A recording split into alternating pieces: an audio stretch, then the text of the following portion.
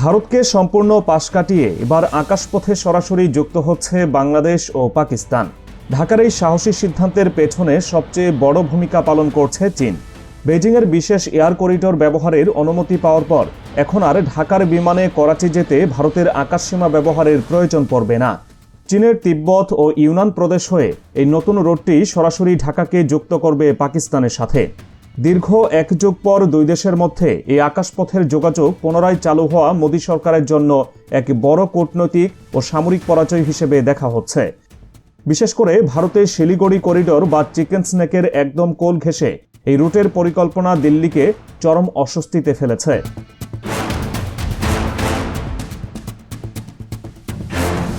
সম্প্রতি Times of ইসলামাবাদের একটি বিশেষ প্রতিবেদনে চাঞ্চল্যকর এই তথ্যটি সামনে আনা হয়েছে। প্রতিবেদনে দাবি করা হয়, পাকিস্তান একটি এক্সক্লুসিভ এয়ার স্পেস করিডোর পেতে যাচ্ছে, যা চীনের নিয়ন্ত্রণে থাকা আকাশপথ দিয়ে পরিচালিত হবে। এর ফলে ভারতীয় আকাশসীমার উপর নির্ভরতা চিরতরে ঘুচে যাচ্ছে। এতদিন ভারতের কঠোর অবস্থানের কারণে পাকিস্তান থেকে বাংলাদেশে সরাসরি ফ্লাইট পরিচালনা করা প্রায় অসম্ভব ছিল। কিন্তু চীন তার তিব্বত অঞ্চলের আকাশপথ উন্মুক্ত করে দেওয়ায় পাকিস্তানের বিমানগুলো এখন উত্তর দিক থেকে ঘুরে সরাসরি বাংলাদেশে প্রবেশ করতে পারবে। এই সিদ্ধান্তের ফলে ভারতের একচেটিয়া আঞ্চলিক প্রভাব মারাত্মকভাবে ক্ষতিগ্রস্ত হতে যাচ্ছে। গত রবিবার বাংলাদেশের প্রধান উপদেষ্টা ডক্টর মোহাম্মদ ইউনূসের সাথে রাষ্ট্রীয় অতিথি ভবন যমুনায় সৌজন্য সাক্ষাৎ করেন পাকিস্তানের হাইকমিশনার ইমরান হায়দার। এই গুরুত্বপূর্ণ বৈঠকে দুই দেশে ঝিমিয়ে পড়া আকাশপথের যোগাযোগ পুনরুজ্জীবিত করার বিষয়ে চূড়ান্ত সিদ্ধান্ত নেওয়া হয়। পাকিস্তানের হাইকমিশনারও নিশ্চিত করেছেন, সরাসরি ফ্লাইট চালুর সব ধরনের কারিগরি ও প্রশাসনিক প্রস্তুতি ইতোমধ্যে সম্পন্ন হয়েছে। কয়েকদিনের মধ্যেই ঢাকা ও করাচির মধ্যে নিয়মিত বিমান চলাচল শুরু হবে। পাকিস্তানের বেসামরিক বিমান চলাচল কর্তৃপক্ষ বা সিএএ ইতিমধ্যে বিমান বাংলাদেশ এয়ারলাইন্সকে তাদের দেশে ফ্লাইট পরিচালনার আনুষ্ঠানিক অনুমতি প্রদান করেছে। প্রতিরক্ষা বিশেষজ্ঞদের মতে এই নতুন রুটটি ভারতের জন্য চরম উদ্বেগের কারণ। ভারতের মানচিত্রে শিলিগুড়ি করিডোর বা চিকেন স্নেক হল ভারতের মূল ভূখণ্ডের সাথে উত্তর পূর্বাঞ্চলীয় 7টি রাজ্যকে যুক্ত করার একমাত্র পথ। এই সরু পথটির প্রস্থ মাত্র 22 কিলোমিটার। চীনের দেওয়া নতুন এই এয়ার করিডোরটি ঠিক এই চিকেন স্নেক এলাকার খুব কাছ দিয়ে যাবে। ভারতের প্রতিরক্ষা মহলের দাবি, বেসামরিক বিমানের ছদ্মবেশে এই স্পর্শকাতর এলাকাগুলোর উপর নজরদারি চালানোর সুযোগ পাবে পাকিস্তান ও চীন। এর মাধ্যমে ভারতের রাডার স্টেশন, সামরিক ঘাঁটির অবস্থান এবং গুরুত্বপূর্ণ যোগাযোগের ফ্রিকোয়েন্সি ট্র্যাক করা পাকিস্তানের জন্য অনেক সহজ হয়ে যাবে। দিল্লির জন্য আরও বড় ভয়ের কারণ সামরিক সরবরাহ। পাকিস্তান ও বাংলাদেশের মধ্যে এই সরাসরি করিডোরটি ভবিষ্যতে ঢাকাকে উন্নত সমরাস্ত্র সরবরাহের একটি নিরাপদ রুটে পরিণত হতে পারে। টাইমস অফ ইসলামাবাদের তথ্য বলছে, ভারত যদি কখনো যুদ্ধের পরিস্থিতিতে পাকিস্তানের জন্য আকাশপথ বন্ধ করে দেয়, তবে চীনের এই বিকল্প রুটটি শেহবাজ শরীফ সরকারের জন্য লাইফলাইন হিসেবে কাজ করবে। এর ফলে ভারতকে এখন একই সাথে দুই সীমান্তে অর্থাৎ পাকিস্তান ও বাংলাদেশের দিকে নজর রাখতে হবে, যা ভারতীয় সামরিক বাহিনীর উপর অতিরিক্ত চাপ তৈরি করবে। চীনের বেল্ট অ্যান্ড রোড ইনিশিয়েটিভ বা বিআরআই প্রকল্পের আওতায় এই আঞ্চলিক যোগাযোগ বৃদ্ধি ভারতের আধিপত্যকে সরাসরি চ্যালেঞ্জ জানাচ্ছে।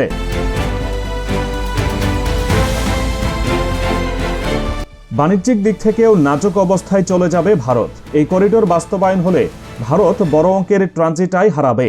দীর্ঘদিন ধরে ভারত তার আকাশপথ ব্যবহারের বিনিময়ে বিভিন্ন দেশের কাছ থেকে মোটা অঙ্কের ফি আদায় করে আসছে। তবে বাংলাদেশ ও পাকিস্তান বিকল্প পথ খুঁজে পাওয়ায় ভারতের সেই আয়ের পথ বন্ধ হতে চলেছে।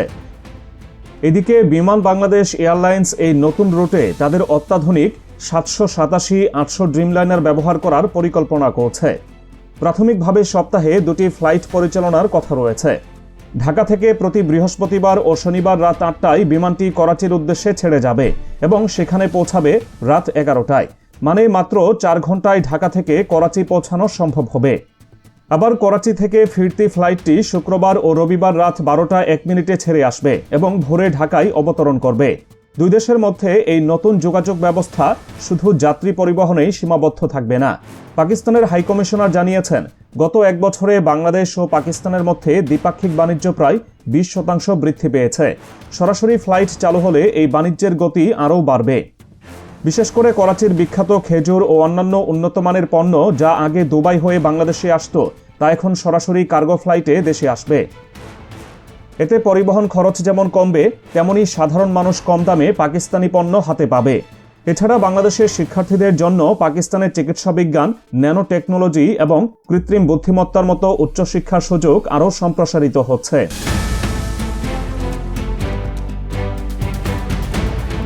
মজার ব্যাপার হলো, আন্তর্জাতিক রাজনীতিতে পাকিস্তানের জন্য ভারতের আকাশপথ নিষিদ্ধ থাকলেও বাংলাদেশের জন্য তা উন্মুক্ত। কাশ্মীর ইস্যু এবং সাম্প্রতিক সীমান্ত উত্তেজনার কারণে ভারত ও পাকিস্তানের বিমান একে অপরের আকাশসীমা ব্যবহার করতে পারে না, কিন্তু বাংলাদেশ ভারতের সাথে সুসম্পর্ক বজায় রেখে ঠিকই ভারতের উপর দিয়ে উড়ে গিয়ে পাকিস্তানে পৌঁছাতে পারবে। এতে বিমান বাংলাদেশ এয়ারলাইন্সের জ্বালানি খরচ অনেক কম হবে এবং তারা ব্যবসায়িকভাবে লাভবান হবে। অন্যদিকে পাকিস্তানি এয়ারলাইন্সগুলো যদি বাংলাদেশে আসতে চায়, তবে তাদের চীন অথবা শ্রীলঙ্কা হয়ে বিশাল পথ ঘুরে আসতে হবে, যা অত্যন্ত ব্যয়বহুল। এই পরিস্থিতিতে বিমান বাংলাদেশ এয়ারলাইন্স একচেটিয়া ব্যবসার সুযোগ পাচ্ছে। দক্ষিণ এশিয়ায় ভারতের মোড়লগিরির দিন ফুরিয়ে আসছে। বাংলাদেশ ও পাকিস্তানের এই সরাসরি আকাশপথ সংযোগ কেবল একটি বাণিজ্যিক রুট নয়, এটি ভারতের কূটনৈতিক পরাজয়। ভারতের আপত্তি ও দুশ্চিন্তাকে তোয়াক্কা না করেই ঢাকা ও ইসলামাবাদ যেভাবে চীনের সহায়তায় এগিয়ে যাচ্ছে, তা আগামী দিনে এই অঞ্চলে বাংলাদেশের প্রভাব অনেক বেড়ে যাবে। আর ভারত চাইলেও এই ত্রিদেশীয় সমঝোতাকে রুখতে পারবে না। বাংলাদেশের এই সাহসী পদক্ষেপ এবং পাকিস্তানের সাথে নতুন করে গড়ে ওঠা এই সম্পর্ক ভারতের জন্য এক বড় সতর্কবার্তা।